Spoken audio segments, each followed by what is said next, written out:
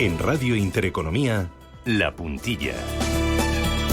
Hoy con Rafael Peña, que es gestor de Olea Neutral, junto a Hernán Cortés en Olea Gestión. Rafa, ¿qué tal? Buenos días, bienvenido. Buenos días, Susana. Muy bien, muchas gracias. Bueno, estamos muy pendientes del comportamiento del mercado de la renta fija. Vimos ayer que la rentabilidad del bono español superaba el 3,3%. El bono alemán está duplicando el nivel alcanzado en el mes de agosto y muy por encima del menos 0,18% desde principios de este año. Y en Estados Unidos 4% y caminando al alza. ¿Cómo estáis viendo este movimiento de tipos de interés en el mercado? ¿Vosotros creéis que estamos cerca del fin de la represión fiscal? ¿Cómo lo estáis viendo? Sí, o sea, nosotros creemos que este es uno de los grandes cambios, ¿no?, que estamos viviendo en este momento, que es yo no sé si es el fin de la represión financiera o el principio del fin, ¿no? porque yo creo que si lo vemos desde un punto de vista real, de tipos de interés real, todavía hay represión financiera, ¿no? Pero sí es cierto que hay un gran cambio sobre la estrategia conservadora, ¿no? Sabes que nuestro fondo es patrimonialista. A veces he tenido la sensación del día de la marmota cuando hablaba contigo, ¿no? Porque era lo de ¿cómo estáis?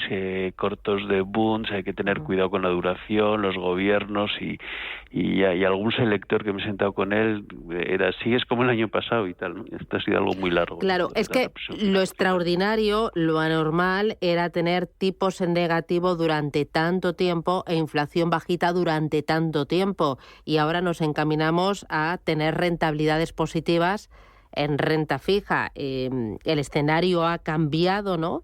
Y a vosotros como gestores os da más juego a la parte de renta fija, pensando en el futuro, ¿no? Aunque ahora hay cierto dolor. Claramente. O sea, esa es la gran noticia, ¿no?, para nosotros y para los inversores patrimoniales y conservadores, ¿no? Que hasta ahora tener renta fija a corto plazo no era una opción porque era un riesgo no retribuido. La renta fija a largo plazo era un riesgo no retribuido en el caso de gobiernos europeos o muy con retribuciones mínimas, ¿no? Y ahora el estar en pura liquidez tiene un coste de oportunidad, ¿no? Y si ya te vas a mercados como el inglés, ¿no?, donde el 2 años ya está en el 4%, pues bueno, todavía es un tipo real negativo, pero mejor que estar al 0, ¿no?, que tienes 4 puntos más de tipo real negativo, ¿no? Yo creo que ese es el gran cambio, ¿no? Y el segundo cambio es la inversión de la curva, ¿no?, del 2.10, ¿no?, 2.10 y 2.30, lo que quieras ver, ¿no? Que yo recordaba que como bien sabes, llevo ya unos cuantos años en esto, desde los 90, ¿no? O sea, yo no tenía canas cuando tenía la vez que tuve que gestionar una curva así, ¿no?, de una forma continuada, y es una vida mucho más agradable para los gestores de renta fija, y sobre todo aparece un activo que había desaparecido, ¿no? Dicho lo cual, no todo lo que reluce es oro, y hasta que no se controle la inflación, ese tipo de interés real no aporta, pero bueno, ya empieza a cambiar el escenario. Si ha pasado lo peor, me preguntabas. Yo creo que sobre todo para los largos no. Me lamento ser pesimista, ¿no? Pero creo que todas las medidas que se están tomando de subidas de tipos para enfriar la economía y para la inflación están ahí.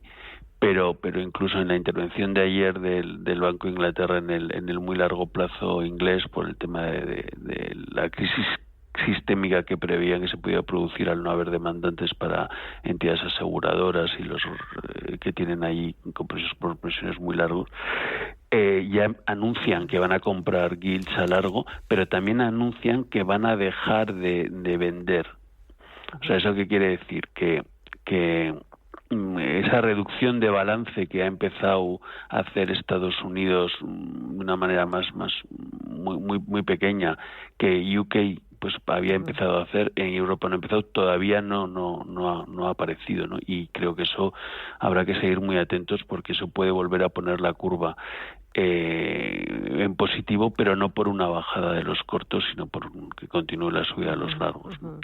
Así que el ahorrador de renta fija, el ahorrador más conservador, a día de hoy puede empezar a encontrar ya oportunidad en este tipo de activos, aunque todavía se enfrenta a tipos reales negativos. Sí que el tipo de la renta fija, de los bonos, empieza a escalar posiciones y a dar un poquito de juego a ellos y de juego a vosotros como gestores.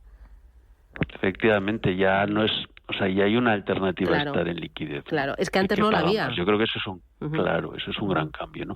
Y luego el crédito sí que ha tenido un movimiento que a veces queda un poquito menos comentado, muy relevante, ¿no? En el caso del crédito europeo, tenía aquí unos datos que me he preparado. El ITRAX, que es el conjunto de emisiones europeas, pues ha subido a un spread de 135. Por recordar, en el COVID subimos solo a 95. El high desde el inicio de la historia en 2011 es 185. O sea, el momento peor de la crisis sistémica fue 185 y la media desde entonces es 75. O sea, que ahí sí que vemos que hay una oportunidad.